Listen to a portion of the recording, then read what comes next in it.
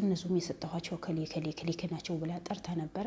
ስለዚህ አንደኛው በተገኘ ሰዓት ነው ሰፈር ላይ ሲጠብቁት ነው ለምን ታናግሩኛላችሁ፣ ለምን አለ ፈቃዲ ካሜራ ተቀርጹኛላችሁ ብሎ ነው የኮካ ጠርሙዝ ሉል ላይ ወርውሮ ነው ወንዝ ውስጥ የገባው ነበረው። ከዛ ወንድሙ ቤት ሂዶ ሉል ቀጥታ ወንድሙ ተያዘ። ወንድሙ ደግሞ እያንዳንዱ ነገር ምንም ሳይደብቅ ነው የተናገረው።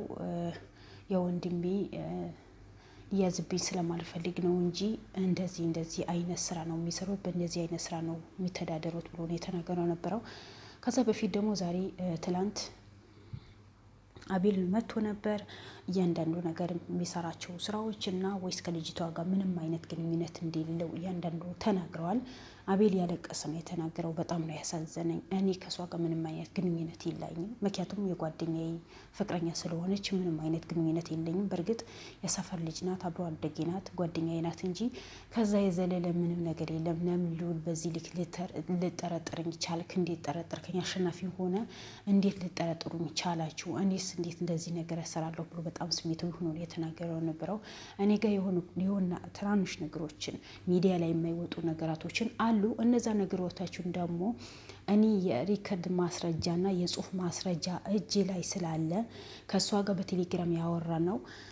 ያው ምናልባት እሷ ጋር ጠፋችሁ ብዬ እኔ ወደ ሌላ ስልክ ፎርዋርድ አድርጌ ስላስቀመጥኩት ሚስጥር በሙሉ አወጣለሁ። ግን እኔ ትንሽ ቤተሰቦቿ ይረጋጉ ሰብር ያድርጉ ብዬ ነው እንጂ ሂጄ ከእናት ከአባቷ ከእህቷም አወራለሁ፣ ሚስጥሩ አወጣለሁ። ፍቅረኛዋም ይመጣል፣ እያንዳንዱ ነገር ይወጣል። ግን አሁን ለትንሽ ጊዜ ጠብቁኝ፣ ለሞራሌ ብላችሁ ጠብቁኝ። ምንም ነገር ልጠይቀኝ አልፈልግም ብሎ ሉል ነው የተናገረው። ሉል ተናግሮት ነበረ። በመጨረሻ ሉል እሺ ብሎ ተስማምተው ቤተሰቦቿ ሲረጋጉ ጊዜ ሂዶ እያንዳንዱን ነገር በሱ ላይ ያለ ሚስጥር፣ ምክንያቱም ሉልን የአቤል የጠየቀው ምንድን ነው በሪከርድ ተይ፣ ይሄ መጨረሻ ማስጠንቀቂያ ነው የምሰጥሽ፣ እኔ ምንም ነገር ባንቺ ላይ ቢከሰት ኃላፊነት አልወስድም ብለህ ያን ያክል ጮክ ብለህ የተናገርከው ያን ያክል ማስጠንቀቂያ የሰጣት ምንድን ነው በማለት ነው የጠየቀው ነበረው።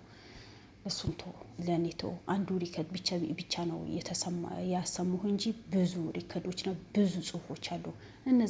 እነዛ ሁኖች የፖሊስም ሆነም ለእናንተም ለሁሉም ሰው ስለማሳይ ጊዜ ያስፈልገኛል። ጊዜ ጠብቁኝ። ያ ነገር ደግሞ ለሚዲያ ማውጣት የሚችለው ቤተሰቦቿ ፈቃደኛ ሲሆኑ ከቤተሰቦቿ ካወራሁኝ በኋላ ነው እንጂ እኔ ምንም ነገር የለም። እሷ በሞቷ እኔም በጣም ተጎድቻለሁ፣ ሀዘን ውስጥ ገብቻለሁ ብሎ ነው ያወራው። አልሙሂም አሁን ያ ሉል ላይ ያደጋ ሊያደርስ የሞከረው ሰው ልጁ ጋር ልምጣላችሁ። ያ ልጅ ወንድሙ ከሱ ጋር የሚሰሩ በሙሉ የ666 ወይ ኢሉሚናቲ አባል እንደሆኑና እዛ ድርጅት ውስጥ እንዲሰሩ ነው የተናገረው። ግን የሆነ ጊዜ አልሰራም ብሎ ይሄ ስራ መጥፎ ስራ ነው ብሎ አልሰራም ብሎ በቤት በተቀመጠ ሰዓት መጥቶ እንደወሰዱት፣ አሁን ደግሞ እናንተም ስትይዙት ምናምን ነገሩ ጫና ያለ ሲመጣ ከቤት ቁጭ ብሎ ነበር። ትላንት እንኳንም እናንተ ካራሮጣችሁት በኋላ የእነሱ ሰዎች መጥቶ ነበር። የእነሱ የት አለ እንፈልገዋለን ብሎ ሲሉ ጊዜ በቤት የለም ብዬ ሌላ ቤት ወስጄ ደብቄ አስቀምጬው ነበር። አሁን ጫካ ገብቶ ነው ቁጭ ያለው። ምክንያቱም ከሀገር በባህል ሊወጣ ስለሚፈልግ የሚሰራ ስራ በጣም አስጠያፊ የሆነ ሊያ የሌማሊንቲ አባል እንደሆነች እዛ ውስጥ እንደምትሰራ ነው የተናገረው። በመጨረሻ ደግሞ ያለበት ጫካ ወንድምየው ተናግሮ ሉልን ከነጓደኞቹ ብዙ ሆኖ ጫካ ውስጥ ገብተው በብዙ ልፋትና ድክመት በኋላ ልጁ ተገኘ። ቢገኝም ደግሞ ብዙ ተራርጦ ብዙ ለፍቶ ነው ልጁ የተያዘው። ተይዞም ደግሞ ዛቻ ነበረ። እኔ ያጠፋቸዋለሁ፣ ለምን ትከተሉኛላችሁ? እኔ ምንም አውቀው ነገር የለም፣ በቃ ስራ ነው የምሰራው፣ ለቤተሰቦች ተውኝ ብሎ ብዙ ነገራቶችን ነው የተናገረው ነበረው። ከሉል ጋር ብዙ እንትን ውስጥ ግጭት ውስጥ ገብተው ነው ሉል እንኳን አንድ እጁ እንዲያመው ድረስ ግጭት ውስጥ ገብተው ነው በመጨረሻ በቃ ያው ወንጀል የሚሰሩ ሰዎች ይታወቃሉ። ትግል እንጂ ፍቅር አይወዱም። በቃ ሁሉ ነገር በትግል ነው የሚያምኑት፣ በጉልበት ነው የሚያምኑት፣ በብር ነው የሚያምኑት፣ በዱላ ነው የሚያምኑት እንጂ እንደ ሰው በቃ ሁሌ እንደ አህያ ሊደበደቡ ነው የሚፈልጉት። እንደ አህያ ዱላ ነው የሚያምራቸው። አህያ ስላችሁ ጥሩ አህያዎች አሉ፣ ግን አንዳንድ የተረገሙ አህያዎች ናቸው። በዱላ እንጂ ማይንቀሳቀሱ አሉ። ስለዚህ እንደዚህ ወንጀል የሚሰሩ ሰዎች እንደ አህያ ዱላ ይወዳሉ።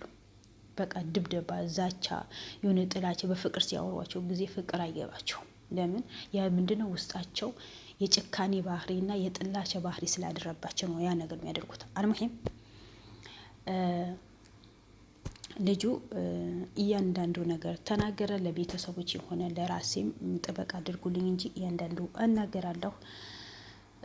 መጀመሪያ ሊያ ምንም የሰራችው ወንጀል አላቅም፣ ምንም ስራው ነገር አላቃትም ብሎ ነበር። በመጨረሻ እንደዚህ አላቅም፣ እኔ ምንም ማቀው ነገር የለም ብሎ ዋሽቶ ነበር። ግን በመጨረሻ አምኖ አዎ ሊያ ናት እዚህ ውስጥ ያስገባችኝ፣ ስልክ ገዛችልኝ፣ ብዙ 2 ወር በሙሉ አልሰራንም፣ 1 ወር ስልጠና ወሰድን፣ አሰነጠሉን፣ 1 ወር ደግሞ የተዝናናን ምናምን በየቤታችን የሄድን ያረድን። መጀመሪያ ወንድም ነው ተናግረው በያርዳሉ፣ ይጠጣሉ፣ እንደ ጉድ ነው የሚበሉት፣ ብር ደግሞ እንደ ጉድ ነው ይዘው የሚመጡት ነው ብሎ የተናገረው የነበረው።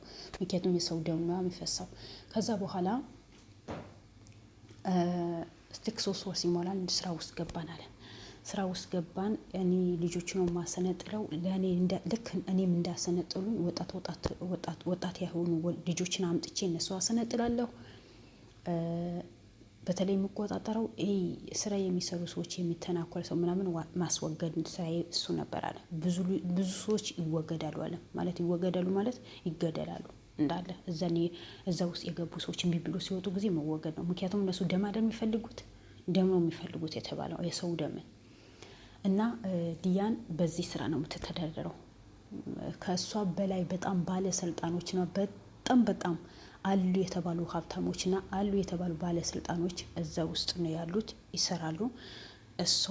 እሷ ለእኛ ላቃናት አለ። ሊያ ለእኛ ላቃናት፣ እኛ ከእሷ በላይ ደግሞ ሌላ አላቆች አሉ፣ ከእሷ አላቆች በላይ ሌላ ላቃለ አለ።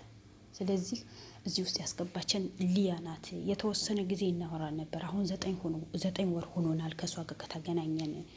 ከሆነች ልጅ ጋር አገናኝታኝ ሌላ ወጣት አምጥታ እዚህ ውስጥ አስገብታት ከእሷ አገናኝታኝ፣ ከዛ በኋላ ሊያ እኔ ለጊዜው አታገኘኝም፣ የሆነ ቦታ ለስራ ሊሄድ ነው፣ ራስህን ጠብቅ፣ ስራህን በስነ ስርዓት ስራ ብላኝ ነው የሄደችው ብሎ ተናገረ። እሺ የሆነ ህፃን ሊያን ይዛው ትዞር ነበር። ምንድነው ሲባል ያ ህፃን የሰፈሬ ልጅ ነው።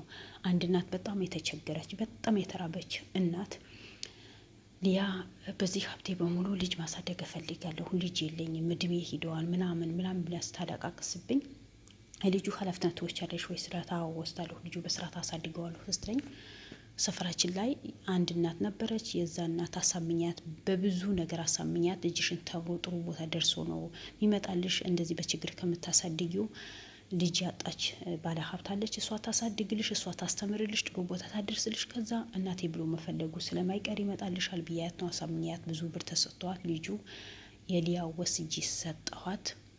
ከዛ የተወሰነ ጊዜ ያው ሊያም አሪፍ ስልክ ሰጠችኝ አለ። እዛ ውስጥ የሚገባ ሰው በአሪፍ ስልክ ይሰጠዋል፣ ምክንያቱም በቪዲዮ ኮል ምናምን ስለሚወራ አለ።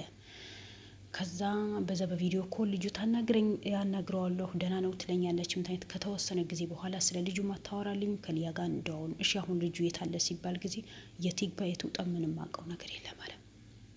ስለዚህ እሱም እዛ ውስጥ ነው የገበሩት። ህፃኑ አመጣችው፣ ለመነችበት፣ አቤል ቤት እንድትገባ አደረጋት። ከዛ በኋላ ሊሙኒያቴ ውስጥ አስገባችው፣ ሊያርዱት ማለት ነው። ግን እናት እዛ ልጄ ያለ ልጄ ይመጣል፣ ልጄ የተማረ ነው፣ ልጄ ጥሩ ቦታ ይደርሳል ብላ ነው በተስፋ የምትጠብቀው።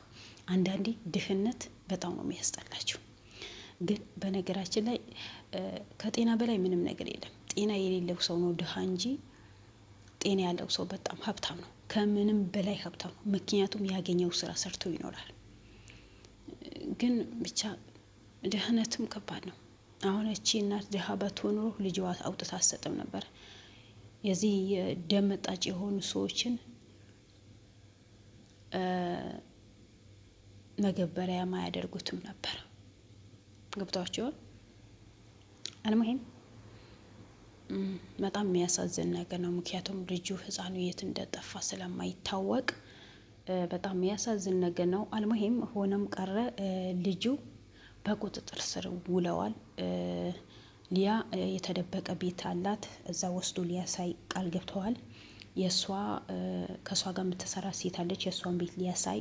ከእሱ ጋር 5 ናቸው የተባለው፣ እሱ ተያዘ፣ 4ቶቹ ቀሩ። 4ቶቹም እንደሚያዙ ተናግረዋል። ሊያ ልትያዝ ይሆናል ወይስ ልታመልጥ ይሆናል? ምክንያቱም እነሱም ሉል ከጀርባ የተከታተሉት ነው። ባይከታተሉት ኖሮ ትላንት ይሄ ልጅን ለጥየቃ እንደፈለጉት ልነሉል እንዳገኙት በምን አውቆ ነው መጥተው ልጁ ሊፈለጉት? አልሙሂም ሊያው በቅርብ ተገኝታ የእጅዋ አገኝታ አቤል ላይ ያደረገችው በሙሉ የምትናዘዝበት ጊዜ ቅርብ ያርግልን። አንዱ አካል ተገኝተዋል። አሁን ሌሎቹ ነው የሚቀሩት። ዋናው የእሷ ያ ማንም የማያውቀው ሚስጥሯ ቤት ከተገኘ በኋላ እዛ ውስጥ ትኖራለች የሚል ተስፋ አለ። እሷ ትገኛለች፣ ግን ህፃኑ አሳዝኖኛል። እውነት ህፃኑ ከገደሉት እንደዛች እንደ ሪች ነው ሪች ናት መሰለኝ የሞተችዋ። የእሷም ደም ዝም ብሎ ፈሶ ነው ፈሰዋል። ምክንያቱም አትመለስ። የገደላትን ቢገኝም ቢታሰርም መቼም ለእናት አባቷ ምንም አይጠቅማቸውም። ገና ህፃኑ በአንድ ጊዜ ሁለት ሰው ማጣት ከባድ ነው እላቸዋለሁ። ለማንኛውም እነ ሉል ድል ያሸነፉ ነው፣ ውጤታማ የሆኑ ነው፣ ወደፊት የተጓዙ ነው። ወንጀለኞቹን እያንዳንዱ የተያዙ ነው እላቸዋለሁ። ውድ ቤተሰቦቼ ለማንኛውም እንኳን ደስ አላችሁ። የበለጠ ደግሞ ሊያም ተገኝታ የዚህ መረጃ እንዳለ ወጥቶ የእጇም ታገኝበት ጊዜ ቅርብ ያድርግልን። መልካም ቀን ይሆንላቸው። አመሰግናለሁ። ባይ ባይ።